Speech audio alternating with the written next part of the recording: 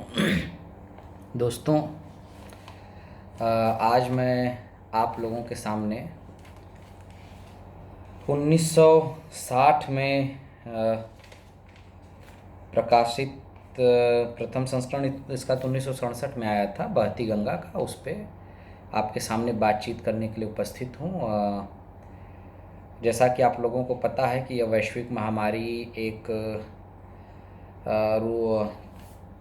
अपनी गिरफ्त में भारत को भी ले चुकी है और भारत भी इससे छूटा नहीं है, जिससे प्रधानमंत्री जी के लॉकडाउन की घोषणा से आप सभी लोग जहां हैं वहीं पे हैं। तो आप लोगों की यह पढ़ाई बहती गंगा पे 2 ही उपाध्याय हो पाए थे, बाकी 15 बचे थे। कहानियाँ मैंने पढ़ा ही दी थी, तो कुछ और बचे हुए उपाध्यायों को तो पढ़ाऊँगा ही। मैं सोचता हूँ एक संपूर्ण रिव्यू आप लोगों को, एक संपूर्ण समीक्षा बहती गंगा की दे दी जाए। इधर बीच आप लोगों को पढ़ाने के लिए भी मैंने कई बार बहती गंगा का पुनः पाठ किया और उससे कुछ मैंने नोट्स भी बनाए हैं। उन नोट्स से, टेक्स्ट से आज आपसे बात करूँगा। बहती गंगा शिव प्रसाद मिश्र रुद्र की है, कुछ रुद्र काशिके भी लगा देते हैं। बहती गंगा उपन्यास रुद्र जी लिखते हैं तो उसमें 200 वर्षों का बनारस का सांस्कृतिक, सामाजिक, राजनैतिक इतिहास रहा है। 200 वर्षों का, 150 से 200 वर्षों का, जिसमें काशी नरेश का इतिहास रहा है, जिसमें भारतीय परंपरा में बनारस के बनारसीपन का इतिहास रहा है। बनारस से इश्क करने वाले लोग, बनारस से मोहब्बत करने वाले लोगों को भी यह उपन्यास पढ़ना चाहिए। इस उपन्यास के बारे में जानना समझना चाहिए कि ऐसा क्या है कि यही एक बहती गंगा एक कृति लिख करके और 200 सालों का इतिहास बता करके अपने आप में अमर हो गए हैं। और यह गंगा बहती तो है, यह तो सबको पता है, लेकिन इसका नाम बहती गंगा क्यों लिखे हैं? और यह उपन्यास माना जाए कि कहानी माना जाए, चूँकि 17 कहानियों से मिलकर यह उपन्यास बना, 17 अलग अलग कथाओं को लेकर के इस उपन्यास की रचना हुई है। तो इन सब पे बड़ा गड्ढमड्ढ स्थिति एक उपन्यास है कि कहानी है और इसमें है क्या। मेरा विश्वास कीजिए कि आपको यह उपन्यास पढ़ने के बाद, समझने के बाद जितना आनंद आएगा उस आनंदानुभूति आप कर नहीं सकते हैं। यह बेहतरीन, अपने तरीके के एक बेहतरीन उपन्यासों में से एक है। तो मैं कुछ टेक्स्ट से शुरू करता हूँ। पहले तो यह उपन्यास है कि कहानी, थोड़ा सा इस पे बातचीत, और वो भी अपने हवाले से नहीं, शिव प्रसाद मिश्र रुद्र के हवाले से कर ली जाए। मेरी बात में, अपने शुरुआत में यह लिखते हैं, बहती गंगा उपन्यास है अथवा कहानी संग्रह, इसका निर्णय भी वही करेंगे। कौन? आलोचक। उन्हीं का यह काम है, मेरा नहीं। मेरा निवेदन तो इतना है कि प्रिय प्रवास और कामायनी को महाकाव्य के चौखटे में फिट किए बिना क्या उनका महत्व स्थापित नहीं किया जा सकता? क्या कथा साहित्य की विधाएं कहानी और उपन्यास तक ही सीमित हैं? विधाएं साहित्य की जननी नहीं हैं, साहित्य ही विधाओं का जनक है। विधाएं साहित्य की जननी नहीं है, साहित्य ही विधाओं का जनक है। साहित्य ही विधाओं को रचता है। कोई भी साहित्य लिखा जाएगा हिंदी में, अंग्रेजी में, संस्कृत में, तो वह किस विधा में लिखा जा रहा है, वह लिखने के बाद उसकी कौन सी विधा होगी, उस पर आलोचक बात करेंगे। खैर, इसके 17 उपाध्याय हैं। उस पर शुरुआत मैं करता हूँ, एक बार सिलसिलेवार पढ़ देता हूँ, फिर हर एक उपाध्याय की कहानी आपको बताऊँगा, फिर उस कहानी की समीक्षा करूँगा जिससे आपको परीक्षा में कोई दिक्कत ना हो। गाइए गणपति गजबंदन, पहला उपाध्याय। दूसरा, घोड़े पे हौदा हाथी पे जीन, नागर नैया जाए काला पानिया रे हरी, सूली ऊपर सेच पिया की, आए आए आए, अल्लाह तेरी मस्जिद अव्वल बनी, रोम रोम में वज्र बल, शिवनाथ बहादुर सिंह वीर का खूब बना जोड़ा, यही ठैया झुलनिया हिरानी हो रामा, राम काज छनभंग शरीरा, यही पार गंगा वही पार जमुना, चैत की निंदिया जिया अलसाने, इस हाथ दे उस हाथ ले, दिया क्या जले जब जिया जल रहा, नारी तुम केवल श्रद्धा हो, मृषा न होई देव ऋषि बानी, सारी रंग डाली लाल लाल। यह जो 17 उपाध्यायों में बटा है, हम यह देखेंगे जब बनारसीपन को, बनारस की अल्हड़ता को, बनारस की मस्ती को जब हम पढ़ देंगे या जानेंगे या समझेंगे, तो उसमें देखेंगे कि जब चैती गाते हैं, कजरी गाते हैं, चैत की फसल कटने के बाद चैती गाते हैं भारतीय परंपरा, उत्तर भारतीय परंपरा के अनुसार कजरी हम लोग गाते हैं, सावन भादों में कजरी गाई जाती है उस परंपरा के अनुसार। तो यह सब जो पहला इन लोग इसमें, जैसे नागर नैया जाला काले पनियारे हरी, इस तरीके की कजरी से लेकर के उसका शीर्षक दिए हैं। तो सोचिए कुछ ना कुछ तो रोमांच रहा होगा।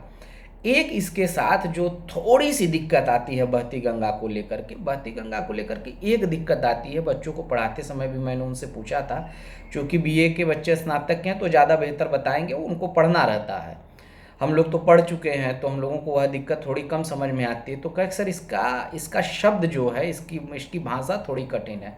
तो बच्चों, भाषा कठिन नहीं है, वो भाषा चूँकि रुद्र जी स्वयं बहुत बड़े संगीत के ज्ञाता थे, रुद्र जी का भाषा पे उसी तरीके से पकड़ था जिस तरीके से कबीर का भाषा पे पकड़ था, कबीर की भाषा पे पकड़ थी, जिस तरीके की भाषाई पकड़ कबीर की थी कि जो चीज़ जब कहलवाना, जैसे कहलवाना चाहते वैसे, और रुद्र जी भी ने भी यह किया। अच्छा, एक और रोमांचकारी बात, रुद्र जी को रुद्र नाम दिया है पांडे बेचन शर्मा उग्र जी ने, और रुद्र जी को रुद्र का नाम इसलिए कि रुद्र जी संगीत के बड़े महारथी थे, और संगीत के साथ साथ इनकी एक और खूबी भी थी कि यह संगीत और साहित्य के तो मर्मज्ञ थे ही, यह लठैत भी बहुत अच्छे थे, बहुत अच्छी लाठी भी चलाते थे, लकड़ी बहुत अच्छी चलाते थे रुद्र जी। तो शंकर का एक रूप है रुद्र जिसको बोलते हैं, तो वह रुद्र क्रोधित होता है, वह रुद्र बहुत भावविह्वल रूप है, तो वह सब गुण इनमें थे। तो उग्र जी ने, पांडे बेचन शर्मा उग्र ने शिव प्रसाद मिश्र को रुद्र नाम दिया, और रुद्र नाम दिया भी तो प्रेमचंद की सहमति से दिया, इसके बाकायदा साक्ष्य हैं, प्रमाण हैं। खैर चलिए, अब हम शुरू करते हैं। कुछ थोड़ा बहुत आप लोग बनारस के इतिहास के बारे में जान लें तो इस पुस्तक को पढ़ने में, समझने में बड़ी आसानी होगी। मेरे हिसाब से, बेबाक मेरी राय, कि यह उपन्यास है, विधा के रूप में उपन्यास है या कहानी, मैं एकदम उपन्यास के साथ सहमत हूँ कि यह उपन्यास है, पूरी तरीके से उपन्यास है। उसका कारण यह है कि छोटी छोटी सब कहानियाँ 17 तो हैं, लेकिन कोई एक कहानी दूसरी कहानी से ऐसा नहीं है कि पूरी तरह अलग हो। पहली कहानी में जो केवल एक पात्र के रूप में आए, जिसकी थोड़ी आधे 1 मिनट की भूमिका, जैसे नाटक प्ले करता है तो कोई केंद्रीय भूमिका निभाता है, कोई आधे 1 मिनट की गेस्ट अपीयरेंस देता है, तो जो पात्र के रूप में आया हुआ है कि पिछली कहानी में जो पात्र के रूप में आया, अगली कहानी में वही मुख्य पात्र हो गया है, उसी के इर्द गिर्द कहानी घूमती। एक बात तो कहानी का सिलसिलेवार, हर कहानी अलग तो है लेकिन सिलसिलेवार ढंग से अपनी पिछली कहानी से जुड़ी हुई है, पहली बात जो इसको उपन्यास बनाती है, अर्थात वह कहानी इस विधा को छोड़ करके आगे नहीं बढ़ती है, उसके साथ ही रहती है। दूसरी बात यह कि अब मैं शुरू करता हूँ इसको कि गाइए गणपति गजबंदन, और 2-3 कहानियाँ आज पढ़ाऊँगा पहले व्याख्यान में, फिर अगली 2-3 कहानियाँ इस तरीके से खत्म। गढ़गंगापुर के परकोटे पर अपने सखा और सेनापति पांडे बैजनाथ सिंह के साथ टहलते हुए राजा बलवंत सिंह ने थाली बजने और ढोलक पर थाप पड़ने की आवाज़ सुनी। कुल मिला जुला के पहली कहानी गाइए गणपति गजबंदन, आप लोग ध्यान से सुनिएगा, राजा चेत सिंह के, चैत सिंह भी बोलते हैं, चेत सिंह भी बोलते हैं, राजा चेत सिंह की जन्म की कहानी है। राजा चेत सिंह बनारस स्टेट के दूसरे राजा हुए। पहले राजा हुए बलवंत सिंह, और बलवंत सिंह, अच्छा एक मैं छोटा सा इतिहास आप लोगों को पढ़ने के लिए थोड़ा सा नोट्स बनाया हूँ, उसको पढ़ देता हूँ।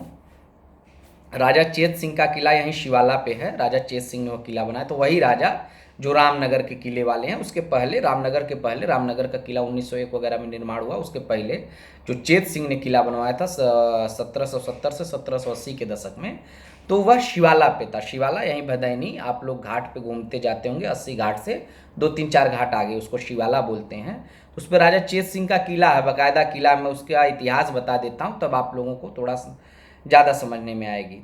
राजा चेत सिंह का किला वहाँ पे है, और बनारस घराने को बाबा कीनाराम का श्राप लगा था, उस पर भी मैं, उस कहानी को भी मैं बताऊंगा, तब मैं चालू करूंगा। थोड़ा आप राज्यारंभ देख लीजिए काशी नरेश का। मनसाराम को दे दी गई थी जागीरदारी, मनसाराम को एक जागीरदारी दे दी गई थी। अवध के नवाब मनसाराम चूँकि अवध के नवाब थे और उन्होंने जौनपुर, मिर्ज़ापुर और बनारस की जागीरदारी इनको दी थी कि आप इसको देखिए, अच्छे से चलाइए। तो मनसाराम ने उसको बहुत अच्छे से चलाया और उनकी खूबी यह रही कि अपने बेटे बलवंत सिंह को, माने राजा चेत सिंह के पिताजी को, अर्थात मनसाराम राजा चेत सिंह के दादाजी हुए, मनसाराम ने अपने बेटे को राजा की पदवी दिला दी और वह बाकायदा राजा की पदवी जो दिल्ली में सल्तनत जिसकी थी 1700 के आसपास, 1750 वगैरह के आसपास, उन दिल्ली सल्तनत ने इन्हें राजा के नाम से नवाजा, तो उनका नाम हुआ राजा बलवंत सिंह, अर्थात जो पहले राजा हुए। गाइए गणपति गजबंदन में उनका और उनके सेनापति का डायलॉग है, उनका और उनके सेनापति का आपस में संवाद है और वहीं से राजा चेत सिंह की के जन्म की बात है और वहीं से राजा चेत सिंह की पत्नी, माफ़ कीजिए, राजा चेत सिंह की माता अर्थात बलवंत सिंह की पत्नी का जिक्र है और कैसे मतलब बलवंत सिंह अपने घर परिवार में थोड़ा कमज़ोर थे और उसके बाद चेत सिंह आते हैं, फिर चेत सिंह से यह कहानी अच्छे से चलती है। तो बलवंत सिंह का एक और नाम अलग से भी है, आप लोग जान लीजिए, बरिबंड सिंह। बलवंत सिंह को यह बड़ा रोचक नाम है, बरिबंड सिंह, बलवंत सिंह का नाम, जो पढ़ते समय मुझे मिला था। तो आप लोगों को हम पढ़ा दें बाबा कीनाराम का श्राप, अभी उस पर भी बात करेंगे। बनारस स्टेट के दूसरे नंबर के राजा चेत सिंह। कहा जाता है कि राजा चेत सिंह के का दरबार लगा था, कोई फंक्शन वगैरह जलसा था, तो उस जलसे में बाबा कीनाराम उस समय सिद्ध पुरुष हो चुके थे। कीनाराम पे कभी आप लोग कहेंगे तो अगली क्लास में बात कर लेंगे। वह अघोर के पुजारी थे, अघोराचार्य थे, अघोर की पूजा करते थे। तो अघोर एक पंथ होता है अवघड़ का, वह भी शिव की पूजा करता है, ध्यान दीजिएगा, शिव की पूजा करता है, शिव के उस रूप की जो मसान में रहते हैं, शिव के उस रूप की जो मदिरा पान मांस भक्षण करते हैं, शिव के उस रूप की जो अनम जो किसी से राग द्वेष नहीं है, जो अपने आप में मस्त हैं, और शिव के उस रूप की जो वज्रयानियों के यहाँ पूजे जाती हैं। तो उस अघोर के संत पुरुष और सिद्ध पुरुष हो चुके थे। तो कीनाराम को कहीं से दो प्रसंग हैं कीनाराम के बारे में। एक तो ये कि पहला तो उनके यहाँ जलसा चल रहा है और आप देखेंगे शिवाला पे जहाँ राजा चेत सिंह का महल है, वहाँ से कीनाराम का जो आश्रम है वर्तमान समय में भी वह 1 किलोमीटर की दूरी पे है और कम ही होगा। तो कीनाराम को पता चलता है, कीनाराम उनके यहाँ जलसे में पहुँचते हैं गधे के साथ और बिल्ली के साथ, ठीक वैसे ही जैसे राम जी की बारात कभी गई थी पार्वती को लेने, कोई सर वाला नहीं, किसी के पास सर ही नहीं है, किसी के पास सैकड़ों सर हैं, और कोई अनंग है, कोई सांप है, कोई भिक्षु है, तब कहती हैं, तब वो उस अपनी बेटी को मनाते हुए कहती हैं, माने पार्वती की माँ कहती हैं शंकर को देख करके, दूल्हे को देख करके, कि पार्वती तुम शादी मत करो, या दूल्हा तुम्हारे योग्य नहीं है। और वह प्रसंग बाबा तुलसीदास ने भी बड़े अच्छे से लिखा है कि कति विधि सृजी नारी जगमाही, पराधीन सपने सुख नाही। एक माँ है, माँ का अपनी बेटी के प्रति प्रेम है कि 16 वर्ष तक जिसने तपस्या की है, जिस पति को पाने की तपस्या की है, वह पति मिला भी तो कैसा, उसके साथ के लोग कैसे हैं, कोई भस्म लगाया हुआ है, कोई अतड़िया लपेटा हुआ है गले में, किसी के पास सर है ही नहीं, किसी के पास 20 सर हैं, कोई खून पी रहा है खप्पा, मतलब वह विभत्स रूप एक तरीके का। तो मैना अर्थात पार्वती की माँ रोती हैं और पार्वती को गोद में कहती हैं कि बैठा के कहती हैं बेटी यहाँ शादी मत करो, मैं कुएं में कूद जाऊंगी, गंगा जी में समाहित हुई, इस तरीके की बातें। और पार्वती फिर बाद में नारद के समझाने पार्वती शादी करती। खैर वह प्रसंग मैं इसलिए बता दिया कि अघोरियों के यहाँ, अवघड़ों के यहाँ क्या कैसे होता। तो ये गधे और बिल्ली के साथ पहुँचते हैं कीनाराम, और इनका खुद का रूप बड़ा भयंकर अवघड़ रहते थे। तो इनके रूप का राजा चेत सिंह ने, जो लिखित प्रमाण है कई जगह, उन्होंने मजाक उड़ाया चेत सिंह ने। तो जब राजा चेत सिंह ने मजाक उड़ाया तो कहा कि तो यह क्रोधित हुए कीनाराम और कहा कि चेत सिंह ने कहा कि आपने मतलब आपको बुलाया नहीं गया था, आप आए कैसे कीनाराम से, और उनका मजाक उड़ाया, कहा यहाँ अवघड़ों का कोई नाम काम नहीं है। तो बाबा ने उसी समय श्राप दे दिया कि तुम्हारा वंश नहीं चलेगा। तो भी चेत सिंह नहीं चेते कि क्या बात है। तो फिर बाबा ने अपने गधे को कहा कि मेरे गधे और बिल्ली तक वेद का पाठ करते हैं, और अपने गधे पे कोई एक डंडा मारते हैं और गधा वेद पाठ करने लगता है, जो लिखित है। तो वेद पाठ करता है, तो जब वेद पाठ करता है गधा, तो इस पे यह बड़े मतलब समझ में आता है, चेत सिंह की आंखें खुलती हैं कि ये तो बड़े सिद्ध पुरुष हैं, और उनसे क्षमा मांगते हैं। और क्षमा मांगते हैं, बार बार क्षमा मांगते हैं कि अब इनका श्राप हो गया है, मेरा वंश नहीं चलेगा, इस तरीके से। तो कहते हैं कि चलो क्षमा मांगते हैं, तो फिर कहते हैं कि कीनाराम कहते हैं कि मेरा ही ग्रहवा जो गद्दी पे बैठेगा, मेरे बाद ग्रहवा जो गद्दी पे बैठेगा, कि पीठाधीश्वर जो होगा कीनाराम के आश्रम का, वही तुम्हारा कल्याण कर पाएगा, तुम्हारी श्राप मुक्ति होगी। यह तो 1970 में काशी राजघराना, जो काशी राजघराना गोद लिए बच्चे से चलता था 1970 तक, 1770 से 1970 तक काशी राजघराना गोद लिए हुए बच्चे, अर्थात कोई वंश नहीं हुआ था उनका। तो फिर विभूति नारायण सिंह अवधूत भगवान राम बाबा 10 फरवरी 1978 को 11वें पीठाधीश्वर के रूप में मात्र 9 साल की उम्र में उपस्थित हुए। 11वें पीठाधीश्वर अवधूत भगवान राम के यहाँ 10 फरवरी 1978 को, और नया नाम उनका अघोराचार्य बाबा सिद्धार्थ गौतम। तो वह 9 साल के थे, तो यह हुआ कि जब तक वह वयस्क नहीं होंगे तो नहीं हो पाएगा श्राप से मुक्ति ने। तो 1999 को 30 साल के हुए। तो यह लिखित है, दस्तावेज है, 30 अगस्त 2000 को श्राप मुक्ति का आशीर्वाद दिया इनको, मतलब 11वें पीठाधीश्वर जो कीनाराम के हुए, उन्होंने गए इनके यहाँ, महारानी राजकुमारी गई, आराधना की कि प्रभु अब तो श्राप 11वां आप हैं, 11वें आचार्य, तो चले हमें श्राप से मुक्त करें राजघराने को, बनारस राजघराने को। तो वह जाते हैं और उनका गर्भगृह में भोजन स्वीकार करते हैं, पूजा अर्चना करते हैं और श्राप मुक्ति देते हैं। तो 2000 को, सन 2000 में 1770 से लेकर अभी तक सन 2000 में विभूति नारायण सिंह, इसके बाद महाराज विभूति नारायण सिंह के पुत्र महाराज कुंवर अनंत नारायण को 2 बेटों की प्राप्ति, प्रद्युम्न नारायण सिंह व अनिरुद्ध नारायण सिंह। यह तो है काशीराज की वंशावली इस तरीके से। अब थोड़ा सा हम पढ़ दें आपको। मनसाराम चेत सिंह, जिसकी आइए गणपति गजबंधन में जिसकी उत्पत्ति हुई, आइए गणपति गजबंधन मतलब एक मंगल गीत गाया जाए, कि वह जो विनय पत्रिका में रचा गया है वह मंगल गीत का द्योतक है, कि गणपति आइए गजबंधन की प्रार्थना की जाए, गणपति की प्रार्थना की जाए मिल करके।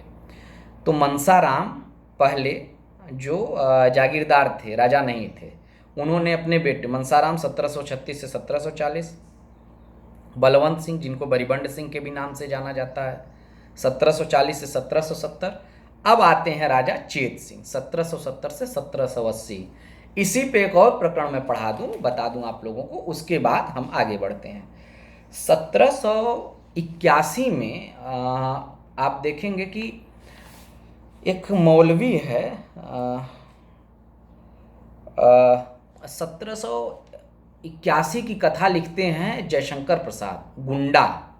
और गुंडा कहानी में गुंडा कहानी रचते हैं जयशंकर प्रसाद, तो उसमें लिखते हैं, हाँ तो दोस्तों गुंडा कहानी में 1781 के समय का जिक्र है। राजा चेत सिंह वारेन हेस्टिंग्स द्वारा 14 अगस्त को डेरा डाला था वारेन हेस्टिंग शिवाला के वही चेत सिंह महल में, और 16 अगस्त को उनको गिरफ्तार करने वाला था। और उसकी एक अलग कहानी है कि 50-50 लाख रुपए का कई बार जुर्माना लगाई थी कंपनी, तो इन्होंने भरा था, फिर मांगी थी 50 लाख है, तो इन्होंने देने से मना कर दिया था। तो वारेन हेस्टिंग्स आता है और इनको गिरफ्तार करता है।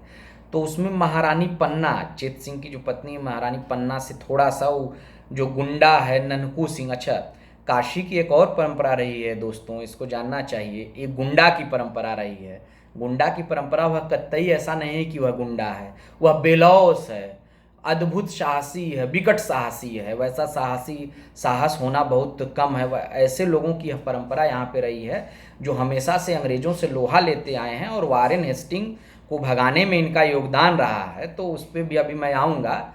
तो पहली कहानी कुल मिला जुला के राजा चेत सिंह के उत्पत्ति की है, राजा चेत सिंह के पैदा होने की है। और जब राजा चेत सिंह पैदा होते हैं तो उस समय उनके घर का जो कलह है, वर्ण संकर की एक जगह बात आई है। तो राजा चेत सिंह जब पैदा होते तो उनके घर का कलह जो है उनके पिताजी का और जो राजघराने का है वह आया है, और राजा चेत सिंह की माता अंत में इस मंगल गान पे रो रो के विलाप करती हैं। तो भाषा यहाँ पे थोड़ी सी क्लिष्ट होगी पढ़ने में, लेकिन 1 से 2 बार पढ़ने में यह समझ में आ जाएगी। खैर, तो मैं पहुंच रहा था, हाँ, गुंडा कहानी। 2-3 चीज़ें एक साथ मिलती हैं जब मैं पढ़ा 2-3, जैसे गुंडा कहानी, और उसके बाद इसमें दूसरे में है तीसरी कहानी इसके हैं कि नागर नैया जाला काला पानिया रे हरी। तो इसको जब मैं पढ़ा तो उसमें एक नागर का जिक्र हुआ और एक कुबरा मौलवी का जिक्र हुआ, अर्थात 3-4 ऐसे पात्र आए जिन्होंने बनारस स्टेट से गद्दारी की थी, अर्थात जो अंग्रेजों के साथ थे, और कुछ ऐसे पात्र थे जो बनारस राजा के साथ थे, अर्थात बनारस के साथ थे, तो काशी के साथ थे। तो उस में कुबरा मौलवी 1981 में उसका भी जिक्र करते हैं गुंडा कहानी में जयशंकर प्रसाद, और रुद्र जी भी उसका जिक्र कर रहे हैं, अभी आएगा तो मैं बताऊंगा। तो कुबरा मौलवी आता है वारेन हेस्टिंग को लेकर के और इनको गिरफ्तार करने के लिए, और नन्हकू सिंह, यह सब कथा लिखी है, ये इनके दरबारी कवि हैं, श्री बलभद्र दरबारी कवि थे, 1966 पद्यों में रचना की हैं। चेत सिंह विलास नाम से एक रचना है, चेत सिंह विलास, उसके नाम से 1966 पद्यों में रचना है। चेत सिंह के पिता बलवंत सिंह और उनके पिता मनसा राम का जिक्र है, अर्थात बनारस राजघराना जहाँ से चालू हुआ उसका पूरा जिक्र है। तो इस तरीके से, हाँ, तो हम 1781 में वो नन्हकू जो गुंडा कहानी में है उसका जिक्र करते हैं कि वह चेत सिंह को बचाता है, और बहुत से आक्रमण होते हैं अंग्रेजों के द्वारा, लेकिन वह उस दरवाजे से, शिवाला से उनको रामनगर के किले पर सुरक्षित पहुंचवा देता है, और अंत में वह खुद मर जाता है तिल तिल करके। तो ऐसी एक शहादत नहीं, कई शहादतें काशी राजघराने के लिए दी गई हैं उस समय के नायकों द्वारा, अर्थात उस समय के मस्त मौला फकीरों द्वारा, जो 2 पत्ती भांग और एक गमछे पे पूरा जीवन काट देते हैं। ऐसे बनारसियों के द्वारा बनारस राजघराने के लिए भी यह सब किया गया, उसका भी जिक्र मैं आगे आने वाले पे करूँगा। तो पहली कहानी, पहला गाइए गणपति गजबंदन जो पहला है, उस पर केवल और केवल चेत सिंह की उत्पत्ति और उसको लेकर के चेत सिंह के पिता और चाचा, अर्थात उनके घर परिवार वालों को का जो जिक्र है वह है। तो इस पर बहुत ज़्यादा सोचने की और बहुत ज़्यादा समझने की ज़रूरत नहीं है, दिमाग लगाने की। कुछ कुछ जगहों पे, जैसे रानी, राजा ने कुछ धमकी भरे स्वर में कहा, मैं न डरूंगी राजा। रानी वैसे ही उद्धत स्वर में बोली, मैं न डरूंगी, तुम्हारी राजनीति रानी के गर्भ से राजकुमार के जन्म पर बधाई वादन रोक सकती है। अर्थात राजा को पुत्र हुआ, अर्थात चेत सिंह हुए, बलवंत सिंह को जब चेत सिंह हुए, तो महाराज चेत सिंह जब हुए तो जो थाली बजाई जाती है, अर्थात खुशी का जो इजहार किया जाता है, ढोलक थाली बजाई जाती है, तो उसको भी इनके परिवारी जनों ने, बलवंत सिंह के परिवारी जनों ने मना किया था। तो उसी को लेकर के रानी बहुत गुस्से में है, और रानी एक तरीके से श्राप भी देती हैं कि अगर हमारे यहाँ ऐसा नहीं होगा तो यह लोग हमेशा दूसरा वंश, अगर हम लोगों को मंगल गान नहीं गाने देंगे तो इनका दूसरा वंश हमेशा गोंद लेकर के चलेगा। तो फिर राजा मनाते मनाते अंत में रानी खुद चंडी की तरह रूप धारण करके कि यह मंगल गान छाती पीट पीट करके गाती हैं, अर्थात उनका बेटा हुआ वो उसको सेलिब्रेट करती हैं। तो पहला तो यह इतिहास है, आई गाइए गणपति गजबंदन, राजा चेत सिंह की उत्पत्ति का। अब आप कहेंगे, फिर पूछेंगे कहानी है सर कि उपन्यास है, तो मैं फिर कहूँगा कि यह उपन्यास है। क्यों? क्योंकि राजा चेत सिंह की उत्पत्ति हो गई है, वह पैदा हो गए हैं, और उसके बाद अगला है घोड़े पे हौदा और हौदे पे हाथी पे जीन। घोड़े पे हौदा और हाथी पे जीन, तो इसको आप समझ लें, बेसिक फ़र्क क्या है। हौदा जो है वो हाथी पे होता है, हौदा जो जिस पे बैठते हैं राजा महाराजा या कोई भी बैठता है, जिस बैठने वाली जो हाथी के ऊपर जो जगह होती है उसको हौदा बोलते हैं। और जो चमड़े का घोड़े पे बांधा जाता है, जिस पे बैठ के आदमी घुड़सवारी करता है, उस जिस पे बैठता है उस जगह को जीन कहते हैं। जीन कसना कि अच्छे टाइट से जीन बांधना, तो हौदा और जीन। और यहाँ उल्टा हुआ है, देखिएगा यहाँ यह उल्टा हुआ है कि हौदा जो है वह घोड़े पे हो गया है और जीन जो है वह हाथी पे हो गई। अर्थात वारेन हेस्टिंग्स ने 3 बार 50-50 लाख रुपए बनारस स्टेट पे जुर्माना लगाया, चेत सिंह के पिताजी चेत सिंह ने दिया। उसके बाद फिर उसने अनीतिपूर्वक फिर जुर्माना लगाया वारेन हेस्टिंग्स ने। तो चेत सिंह ने विद्रोह कर दिया कि नहीं दे पाऊंगा। तो चेत सिंह कलकत्ता से, चुनार से था, फिर कलकत्ता पे उनकी सेना थी, वो बुला के आक्रमण करता है। वही गुंडा कहानी वाला जो ननकू से उसे बचाते हैं, तो आक्रमण करता है, शिवाला घेर लेता है। तो बनारस मतलब यह चेत सिंह की राजमाता, चेत सिंह की माता जी और बनारस घराने के जितने भी बनारसी थे, बनिए, बड़े बनिए और ये वो, उन सभी ने, और जितने भी गुंडा, मतलब कहता हूँ अलमस्त तरीके के लोग जो यहाँ पे थे, गुंडा नकारात्मक शब्दों में नहीं, सकारात्मक, अलमस्त, अल्हड़, फकीरी जीवन जीने वाले, कद काठी से मजबूत, लाठी चलाने वाले, सभी ने राजा चेत सिंह का साथ दिया। और कई गोरों को, यह लिखा, उसको बनारस विद्रोह के नाम से भी जानते हैं, ध्यान दीजिएगा, वह बनारस विद्रोह के नाम से भी जाना जाता है। कई गोरों का सर काटा गया, कई गोरे मार दिए गए, और जो जो गोरों का साथ दे रहे थे, अंग्रेजों का साथ दे रहे थे, वह भी खेत रहे, वह भी मारे गए। तो यह आज भी बनारस के लोगों में, पुराने लोगों में, पुरानी जगहों पे, पक्के महल वगैरह पे, बनारस की जो पुरानी जगहें हैं, वहाँ आज भी यह गाया जाता है, घोड़े पे हौदा और हाथी पे जीन, घोड़े पे हौदा और हाथी पे जीन। अगला है, जल्दी से भाग गए वारेन हेस्टिंग्स। तो यह इसका यह मतलब समझिए। अच्छा, एक और बात, जब वारेन हेस्टिंग तक यह राजा चेत सिंह की सेना तो नहीं कहूँगा, लेकिन राजा चेत सिंह के जो मानने वाले थे, बनारसी थे, जो स्थानीय बनारसी थे, वह उनके वारेन हेस्टिंग्स तक भी पहुंच गए थे। वारेन हेस्टिंग्स की हत्या करने जा रहे थे। वारेन हेस्टिंग किसी तरीके से अपने आप को जान बचा करके भागा है, और वह उसका उल्लेख है कि वह स्त्री वेश में भागा, वारेन हेस्टिंग्स, और स्त्री वेश में भागा, और उस पालकी पे, पर्देदार पालकी पे भागा, चारों तरफ से पर्दा लगा था, और उस पालकी पे वह बैठ के भागता है। और जब वह भागता है तो उसी पे है कि घोड़े पे हौदा और हाथी पे जीन, जल्दी से भागन वारेन हेस्टिंग। वारेन हेस्टिंग मतलब जो घबराहट में जो हाथी का हौदा घोड़े पर और घोड़े की जीन हाथी पे लग गई, अर्थात बेमेल सा हो गया, एक अनमेल सा हो गया, और उसको लेकर के भाग गए। मतलब वो भागे। तो इसमें दो लोगों का जिक्र आया है, का गुरु पालागी, भाषा देखिएगा, का गुरु पालागी में, अर्थात बनारस में एक दूसरे को संबोधन के लिए गुरु कहते हैं। पालागी माने पैर लगत है, यानी पैर छू रहा हूं। लोटन बहलिये ने नागर गुरु को कबीर चौरा की ओर से आते देखा, हाथ जोड़कर कहा। नागर गुरु, अभी अगले वाले में नागर गुरु आएंगे। नागर गुरु यहाँ केवल एक चरित्र, एक छोटी सी भूमिका निभाएंगे। अगले वाले अध्याय में वह केंद्रीय भूमिका में आएंगे। ठीक है, तो इस उपन्यास की खासियत यह है कि इसको आप 2 से 3 बार पढ़िए, तो जितनी बार पढ़ेंगे उतना एक अलग तरीके का आनंद आएगा, और उतनी व्याख्याएं खुलती जाएंगी। तो आज मैं घोड़े पे हौदा और हाथी पे जीन वाले को पढ़ के बताता हूँ। इस पे एक जिक्र है, एक बनिए का जिक्र है, और उस बनिए का जिक्र है कि